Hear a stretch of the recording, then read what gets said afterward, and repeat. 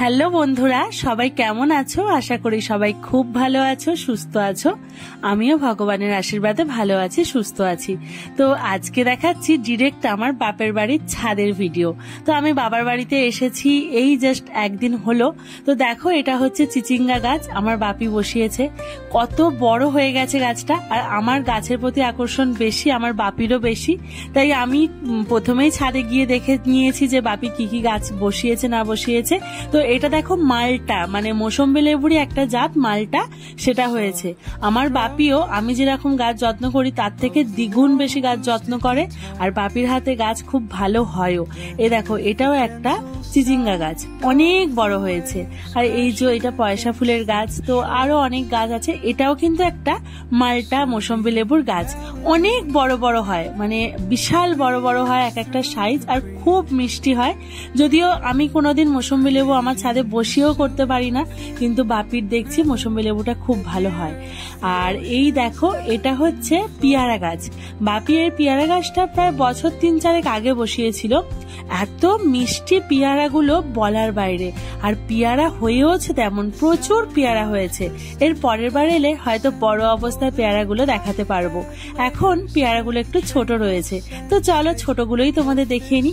আর এই ফুলটা দেখো, সচরাচর আমি গোলাপি হালকা যে কালারটা হয় সেটাই দেখি, কিন্তু বাপির কাছে এই কালারটা দেখে আমি বাপিকে বললাম তুমি একটা চারা বানিয়ে দেবে। আর এই দেখো, এটা পুঁই শাক।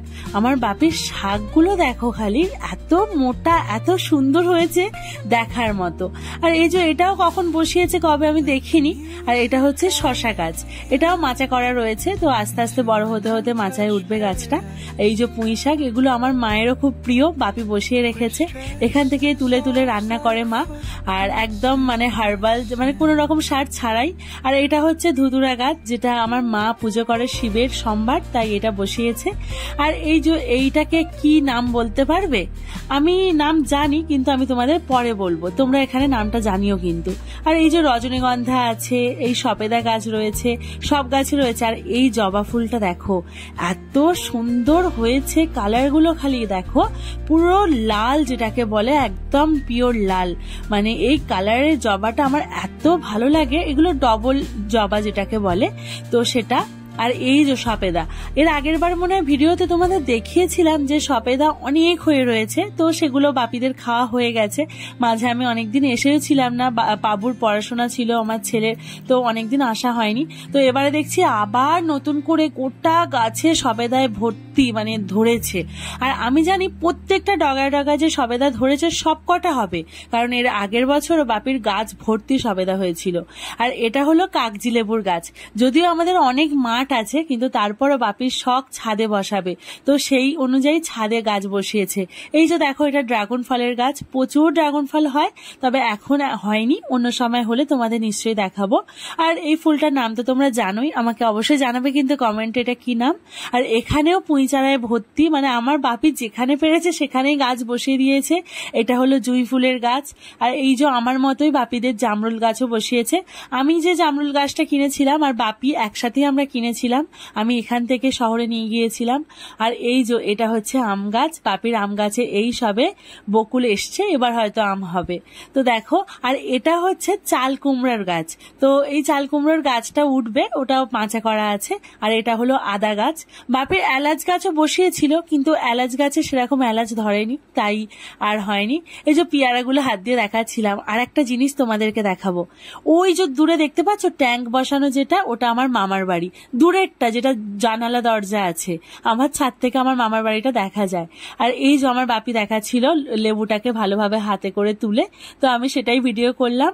আর এই যে আমাদের বাড়ির পাশে বাগান, এখানে প্রচুর আম হয়েছে, প্রচুর জামরুল হয়েছে। দেখো চারিদিকটা সবুজ, চারিদিক সবুজ হয়ে রয়েছে আশপাশটা। আর একটা জিনিস দেখাবো, দেখো একটা গোসাপ কি বড়, দেখো এখানে আশপাশে দুটো বড় বড় পুকুর আছে আমার বাপের বাড়ির আশপাশে, তো সেই পুকুর থেকেও উঠে এসেছে। এখানে আরেকটা পুকুরে গিয়েছিল, মাছ টাছ খেয়ে আবারও সেই পুকুরে চলে যাচ্ছে। তো ভিডিওতে জাস্ট আমি একটুখানি দেখালাম, যাচ্ছিল, অনেক বড়। আর আমার বাপের বাড়ির চারিদিকটা দেখো, শুধুমাত্র গাছ আর গাছ। আর সন্ধ্যাবেলায় বসে পড়েছে এই যে মুখরোচক খাবার নিয়ে। মা চিংড়ি মাছ এনে রেখেছিল, তো বললাম যে চলো গোল্ডেন প্রন পাই বানাবো। তো আমি বানাতে বসে গেছি। আমি বাপের বাড়িতে এসে একটু মুখরোচক খাবারগুলো বানাই, মা সব জোগাড় করে দেয়, আর আমি বাদ বাকি রান্না টান্নাগুলো করি, আমার ভালো লাগে। এই যে মা সব জোগাড় করে দিয়েছে, আমি এই যে রেডি করছি মাছগুলো।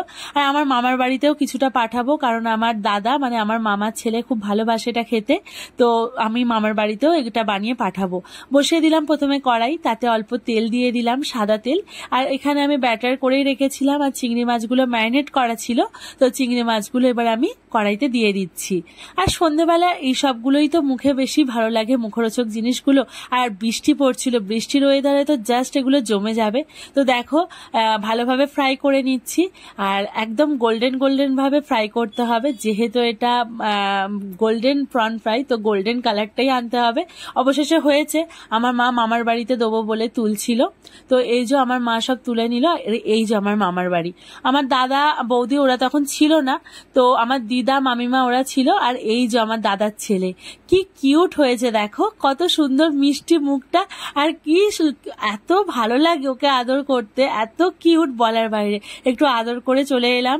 আর এই যে এসে একটু রান্না করছিলাম, আমার বাপি একটু মাংস এনেছিল, তো সেই সবই রান্না হচ্ছিল। আর আমার কাকু যেহেতু মাংস টাংস খায় না, সেজন্য আমার কাকুর জন্য আলাদা একটু তরকারিও আমি করলাম। আমার একটু ভালো লাগে বাপের বাড়িতে এসে রান্না করতে মা সব জোগাড় করে দেয়। তো আবার একটা ছোট্ট ভিডিও নিয়ে তোমাদের সামনে চলে আসবো এখন।